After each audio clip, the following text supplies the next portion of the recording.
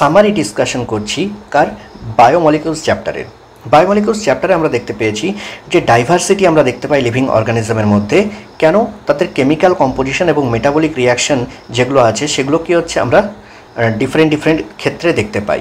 কিন্তু most of the কেসে কী হচ্ছে এই সমস্ত কেমিক্যাল কম্পোজিশন এবং মেটাবলিক রিয়াকশনগুলো কী হচ্ছে সিমিলার হয়ে থাকে সমস্ত লিভিং অর্গানিজমের ক্ষেত্রে, যদিও সেখানে কী হচ্ছে ডাইভার্সিটি আমরা দেখতে পাই। এখন যদি আমরা কেমিক্যাল অ্যানালিসিস করি, কোয়ালিটেটিভলি যদি আমরা কেমিক্যাল অ্যানালিসিস করি, তাহলে আমরা দেখতে পাবো যে এলিমেন্টাল কম্পোজিশন আছে লিভিং টিস্যু এবং নন লিভিং ম্যাটারের মধ্যে, সেগুলো অলমোস্ট সিমিলার। যেটা আমরা আর্থ ক্রাস্টের সঙ্গে কি একটা টেবিলের মধ্যে দেখেছিলাম, আর্থ ক্রাস্টের সঙ্গে লিভিং অর্গানিজমের বা লিভিং টিস্যুর এলিমেন্টাল কম্পোজিশনের কম্পারেটিভ টেবিল, তাই না? তো যদি আমরা ক্লোজার এক্সামিনেশন করি, তাহলে ক্লোজার এক্সামিনেশন এটা বলে যে লিভিং অর্গানিজমের মধ্যে বা লিভিং সিস্টেমের মধ্যে কার্বন, হাইড্রোজেন এবং অক্সিজেনের অ্যামাউন্ট কি হচ্ছে রিলেটিভলি বেশি হয়ে থাকে দেন নন লিভিং বা ইনঅ্যানিমেট ম্যাটার। আমরা যদি দেখি তাহলে কী হচ্ছে আমরা দেখতে পাবো যে কোনো লিভিং অর্গানিজমের বডিতে সবথেকে মোস্ট অ্যাবান্ডেন্ট কেমিক্যাল যেটা আছে সেটা হচ্ছে water. Most abundant chemical in living organism is water. আর আমরা সেটা দেখেছি না, সব থেকে বেশি পরিমাণে থাকে 50 to 60%, তাই না? দেন কী হচ্ছে কিছু স্মলার মলিকিউলস থাকে, যে সমস্ত স্মলার মলিকিউলসগুলোকে আমরা মাইক্রো মলিকিউলস বলে থাকি, যাদের মলিকুলার ওয়েট কত হয় লেস দ্যান 1000 ডাল্টন। আচ্ছা, নেক্সট হচ্ছে এদের এক্সাম্পল কী কী? যে মাইক্রো মলিকিউলস আছে এদের এক্সাম্পল হচ্ছে amino acid, monosaccharide, disaccharide, fatty acid, glycerol, nucleotide, nucleoside, nitrogen bases, এগুলো সবই হচ্ছে কি different types of micro molecules.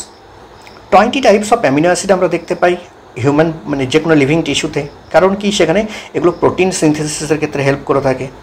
R 5 types of nucleotide আমরা দেখতে পাই, যেখানে কি হচ্ছে ফ্যাট অ্যান্ড অয়েল যারা আছে তারা জেনারেলি কী হচ্ছে গ্লিসারাইড হয়ে থাকে, যারা মেল্টিং পয়েন্টের উপরে বেস করে ফ্যাট এবং অয়েলে ডিভাইডেড থাকে।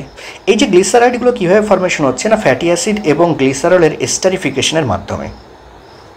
দেন আমরা ডিসকাস করেছি ফসফোলিপিড সম্পর্কে, যেখানে ফসফোলিপিডকে আমরা দেখতে পেয়েছি এটা একটা phosphorylated compound, phosphorylated nitrogenous compound. ওকে, নেক্সট আমরা ডিসকাস করেছি 3 টাইপস অফ ম্যাক্রোমলিকিউলস, যে ম্যাক্রোমলিকিউলসগুলো হলো protein, nucleic acid and polysaccharide. কিন্তু লিপিডকেও আমরা এই ম্যাক্রোমলিকিউলস সেক্টরের মধ্যে বা অ্যাসিড ইনসলিউবল ফ্র্যাকশনের মধ্যে আমরা পেয়ে থাকি। কেন পাই? বিকজ আমরা জানি লিপিড জেনারেলি কী হচ্ছে মেমব্রেনের মধ্যে থাকে, আর মেমব্রেনটা যখনই কী হচ্ছে গ্রাইন্ডিংয়ের মাধ্যমে ডিস্ট্রয় হয় ওয়াটার মলিকিউলসের মধ্যে, সেটা কি একটা ভ্যাসাইকেল ফরমেশন করে, ওই জন্য এটা ম্যাক্রোমলিকুলার ফ্র্যাকশনের মধ্যে পাওয়া যায়। ম্যাক্রোমলিকুলস যারা থাকে তারা জেনারেলি কী হচ্ছে পলিমার হয়ে থাকে, যে পলিমারগুলো কী হচ্ছে এক একটা বিল্ডিং ব্লক দিয়ে তৈরি এবং ডিফারেন্ট টাইপসের বিল্ডিং ব্লক থাকার কারণে ডিফারেন্ট টাইপসের পলিমার আমরা পেয়ে থাকি।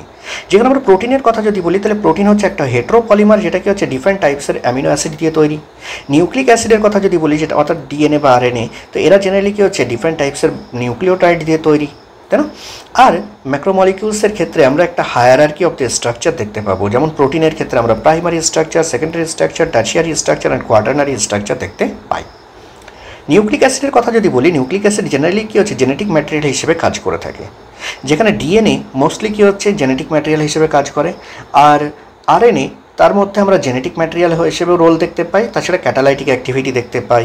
এছাড়া আমরা তার সঙ্গে কিছু স্ট্রাকচারাল কম্পোনেন্ট হিসেবে দেখতে পেয়ে থাকি, অনেক সময় ম্যাসেঞ্জার হিসেবে কাজ করতে দেখতে পাই বা অ্যাডাপটিভ মলিকিউল হিসেবে কাজ করতে দেখতে পাই আরএনএকে। আচ্ছা, অন্যদিকে পলিস্যাকারাইডের কথা যদি বলি তাহলে পলিস্যাকারাইড জেনারেলি কী হচ্ছে প্লান্ট সেল ওয়ালে প্রেজেন্ট আছে সেলুলোজ রূপে, ফানজাই এবং এক্সোস্কেলেটন অফ আর্থ্রোপোডার মধ্যে কাইটিন রূপে প্রেজেন্ট থাকে। এছাড়া স্টোরেজ ফর্মেও আমরা দেখতে পেয়ে থাকি পলিস্যাকারাইডকে, যেগুলো এনার্জি স্টোরেজ হিসেবে কাজ করে থাকে স্টার্চ এবং গ্লাইকোজেন রূপে। স্টার্চ হচ্ছে প্লান্ট বডিতে, গ্লাইকোজেন হচ্ছে অ্যানিম্যাল বডিতে। যেখানে আমরা প্রোটিনের ক্ষেত্রে বিভিন্ন সেলুলার ফাংশনকে কমপ্লিট করতে দেখতে পাই, যেমন কিছু আছে যারা এনজাইম হিসেবে কাজ করে, কিছু আছে অ্যান্টিবডি হিসেবে কাজ করে, কিছু রিসেপ্টর হিসেবে, কিছু হরমোন হিসেবে কাজ করে এবং কিছু আছে স্ট্রাকচারাল প্রোটিন হিসেবেও কাজ করে থাকে। কোলাজেন হচ্ছে মোস্ট অ্যাবান্ডেন্ট প্রোটিন, যেটা অ্যানিম্যাল ওয়ার্ল্ডের মধ্যে পাওয়া যায়। আর রুবিস্কো হচ্ছে মোস্ট অ্যাবান্ডেন্ট প্রোটিন, যেটা হোল বায়োস্ফিয়ারের মধ্যে সবথেকে মোস্ট অ্যাবান্ডেন্ট। ওকে, নেক্সট এনজাইম যারা আছে তারা সবাই কি হচ্ছে প্রোটিন, যারা কী করে থাকে বিভিন্ন রকমের বায়োকেমিক্যাল রিয়াকশনগুলোকে ক্যাটালাইজ করে থাকে একটা সেলের মধ্যে। রাইবোজাইম একটা এনজাইম, যেটা ক্যাটালাইটিক পাওয়ার তো আছে বাট সেটা কিন্তু প্রোটিন নয়, সেটা হচ্ছে এক ধরনের নিউক্লিক অ্যাসিড। প্রোটিনেসিয়াস এনজাইম যারা আছে তারা জেনারেলি এক্সিবিট করে থাকে কি সাবস্ট্রেট স্পেসিফিসিটি, মানে একটা নির্দিষ্ট সাবস্ট্রেটের সঙ্গেই তারা যুক্ত হয় এবং তাদের ফাংশনের জন্য অপটিমাম টেম্পারেচার এবং অপটিমাম পিএইচের দরকার হয়ে থাকে ম্যাক্সিমাম অ্যাক্টিভিটির জন্য। যদি হাই টেম্পারেচারে আমরা দেখি তাহলে সেটা কী হবে, ডিনেচার্ড হয়ে যাবে। আর কী হচ্ছে, এনজাইম কীভাবে ফাংশন করে থাকে না, তারা অ্যাক্টিভেশন এনার্জি যেটা আছে কোনো একটা রিয়াকশনের, সেই অ্যাক্টিভেশন এনার্জিকে লোয়ার করে দেয়, যার মাধ্যমে কী করছে তারা এনহ্যান্স করে থাকে একটা রেট অফ রিয়াকশনকে। নিউক্লিক অ্যাসিড যারা থাকে, নিউক্লিক অ্যাসিড জেনারেলি কী করে, হেরিডিটারি ইনফরমেশনকে ক্যারি করে থাকে এবং সেটাকে প্যারেন্টাল জেনারেশন থেকে প্রোজেনিতে ট্রান্সফার করে থাকে বা পাস করে থাকে। তো এই ছিল সামারি, যেটা আমরা গোটা চ্যাপ্টারের মধ্যে ডিসকাস করেছি। এর মধ্যে কিছু পয়েন্ট আমরা পেয়েছি যেগুলো অনেক সময় কিন্তু স্টেটমেন্টের মধ্যে দেওয়া থাকে। ওকে, থ্যাংক ইউ।